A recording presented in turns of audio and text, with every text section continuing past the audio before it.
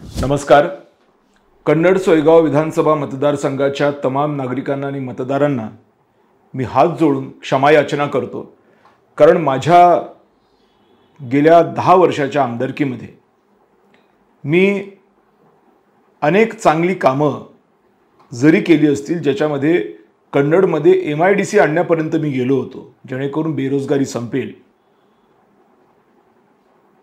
तरी राजकारणामधला एक अत्यंत महत्त्वाचा भाग माझ्याकडून राहून गेला आणि तो म्हणजे संपर्क. कदाचित मी संपर्क व्यवस्थित ठेवला असता तर विधानसभेत मला पराभव बघावा लागला नसता, आणि विधानसभेत पराभव बघावा लागला जर नसता तर मतदारसंघाची जी आज हेळसांड चाललेली आहे की आज राशन कार्डासाठी 5,000 रुपये घेतले जातात, अचानकच कळतं की राशन कार्डामधली यादीमधलं आपलं नावच उडालं. विहिरी आणि गोठ्यांच्यासाठी कुठं 60,000 कुठे 40,000 घेतले जातात. प्रत्येक टेबलवरती पैसे दिल्याशिवाय फाईल हलत नाही. मग नगरपालिका असो का पंचायत समिती असो, तहसील असो का कुठलं कार्यालय असो, हे प्रकार घडलेच नसते.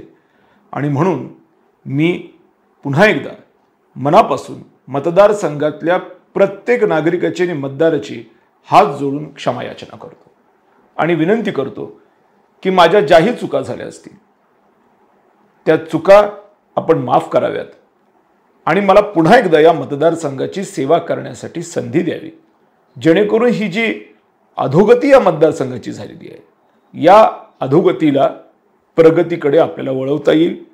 पुन्हा एकदा कन्नडमध्ये आपल्याला एक चांगलं प्रशासन, MIDC आणि विकासाचे असे विषय जे आपल्या जीवनशैलीला उंचावू शकतात असे आपल्याला आणता येतील. जी मंडळी माझ्या कमी पडलेल्या संपर्काचा फायदा घेऊन सत्तेत गेली आहेत किंवा जाऊ इच्छितात, या मंडळींच्या स्वतःच्या कामगिरीबद्दल गेल्या 5 वर्षामध्ये आपण सगळ्यांनी आत्मपरीक्षण केलं तर कळेल की ह्यांची काम करण्याची प्रवृत्ती आहे किंवा नाही आहे. कारण प्रत्येक जण आज सत्तेत आहे. स्थानिक आमदार सत्तेत आहेत, एकनाथ शिंदे यांच्या सरकारमधले जे पक्ष आहेत त्यांचे जे कार्यकर्ते आहेत तेही सत्तेत आहेत. सत्तेत कोण नाही असं व्यक्तीच नाही आहे. मला असं वाटतं की मी सोडून बाकी सगळेच सत्तेत आहेत. बस सत्तेत असणाऱ्या लोकांनी किमान त्यांच्या कार्यकर्त्यांना किंवा त्यांच्या चाहत्यांना सरकारी योजना किंवा सरकारी कामकाजामध्ये मोफत काम करून देण्याची प्रक्रिया पार पाडायला पाहिजे होती, पण त्यांनी तीही केली नाही. स्वतःच्याच लोकांकडनं पैसे जमा करण्याचं काम केलंय.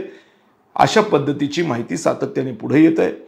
आणि म्हणून आता जी ही पार्श्वभूमी तयार होत चालली आहे विधानसभेच्या निवडणुकीची, ही दलाल विरुद्ध इमानदार अशा पद्धतीची पार्श्वभूमी तयार होत चाललेली आहे. इमानदार आज गटांगळ्या खातोय आणि बेईमान आज वाटेल तितके पैसे लोकांकडनं जमा करून आपली पोळी भाजतोय.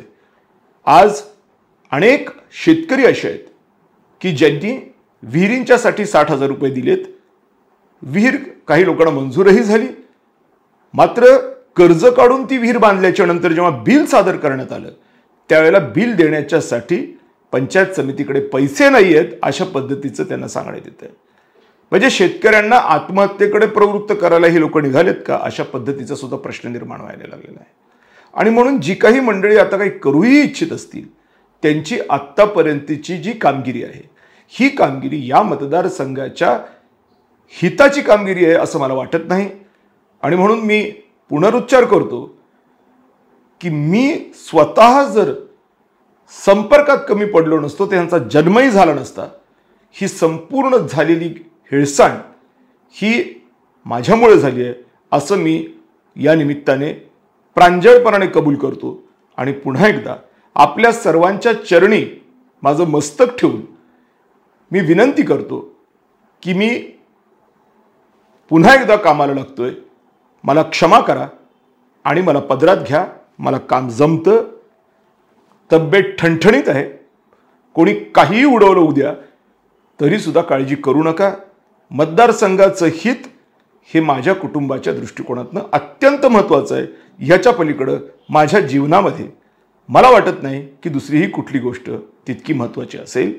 3-3.5 लाख लोकांचं भवितव्य जर माझ्यावरती असेल तर ते भवितव्य आपल्या खाजगी आयुष्यातल्या भवितव्यापेक्षा कितीतरी श्रेष्ठ आहे इतपत कळण्याची भगवान परमात्म्याने शक्ती मला जरूर दिलेली आहे. आणि म्हणून मतदारसंघाच्या हिताच्या दृष्टिकोनातून मी कामाला लागलोय. आपण आपले कृपा आशीर्वाद मला द्यावेत अशा पद्धतीची मी हात जोडून कन्नड सोयगाव विधानसभा मतदारसंघातल्या प्रत्येक व्यक्तीला करतोय. आज ज्या वेळेला अशा पद्धतीची याचना मी करत असताना मला हे देखील माहिती आहे की ज्यावेळेला इमानदार हा विषय येतो त्यावेळेला त्रास तर होणारच आहे. आगामी काळात काय काय माझ्यावरती गंडांतर आणतील ह्याच्या बाबतीमध्ये सांगता येत नाही. पण एक गोष्ट निश्चित आहे की ह्यांनी कितीही गंडांतर आणण्याचा प्रयत्न केला तर सर्वसामान्य लोकांना एका गोष्टीचं भान राहावं की ही सगळी गंडांतरं ही दलालांची पोटं भरावीत किंवा त्यांच्या पोटाला इजा होऊ नये म्हणून केली जाणार आहेत. यांनी गंडांतर आणण्याचा प्रयत्न केला त्यांच्या पोटासाठी, तर सर्वसामान्य लोकांनी स्वतःच्या पोटासाठी संरक्षक कवच माझ्या आजूबाजूला उभं केलं पाहिजे. प्रसंग आला तर असंही होऊ शकेल की निवडणुकीच्या तोंडावरती एखादी जुनी केस काढून किंवा नवीन केस करून काही जेलमध्ये टाकण्याचा प्रयत्न करता येतो का, फॉर्म रिजेक्ट करता येतो का, अशा पद्धतीची धडपड होऊ शकते. त्याची तयारी कायद्याचे जे काही आमचे सहकारी आहेत ते करतायत. पण याही पातळीवर ही मंडळी जाऊ शकतात हे मी आज विनम्रपणे आपल्याला सांगतोय. कारण आज इमानदार जर विषय येतो तर जाधव कुटुंबापेक्षा या मतदारसंघात इमानदार कोण नाही. 40 वर्षाच्या आमदारकीमध्ये आज मी आणि माझी आई कन्नडला हिवरखेड रोडला एका छोट्याशा भाड्याच्या घरात आम्ही राहतोय. अर्थात त्याची काही कौटुंबिक पार्श्वभूमी जरूर असेल, पण ही वस्तुस्थिती आहे की ज्या पद्धतीचे पैसे किंवा ज्या पद्धतीचा भ्रष्टाचार हा गेल्या 5 वर्षामध्ये आपण पाहतोय त्याच्या तुलनेत आम्ही निश्चितच 2000 कोटी टक्के इमानदार आहोत. आम्ही कधीच बेईमानी या मतदारसंघाशी केलेली नाही.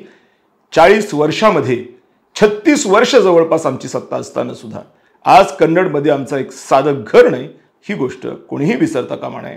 आणि म्हणून इमानदार असल्यामुळेची ही परिस्थिती आहे. बेईमान जर मी असतो तर आमचेही 100 कॉलेज आणि 200 पेट्रोल पंप जरूर असते. आणि म्हणून ही लढाई जी आता आपण लढायला निघालेलो आहोत ही दलालांविरुद्ध इमानदार अशी लढाई आहे. पूर्ण ताकद लावून कष्टाने ही लढाई जिंकण्याचा निर्धार मी केलेला आहे. आणि आपला कृपाशीर्वाद या निर्धाराच्या पाठीमागं आपण खंबीरपणाने उभं करावा अशा पद्धतीची विनंती पुन्हा करतो. आणि शेवटी पुन्हा एकदा हात जोडून ज्या काही चुका माझ्याकडनं मी आमदार असताना झाल्या असतील त्याच्याबद्दल क्षमा मागून संधी द्या. संधीचं या मतदारसंघासाठी सोनं केल्याशिवाय मी राहणार नाही एवढं मी तुम्हाला आवर्जून सांगेन.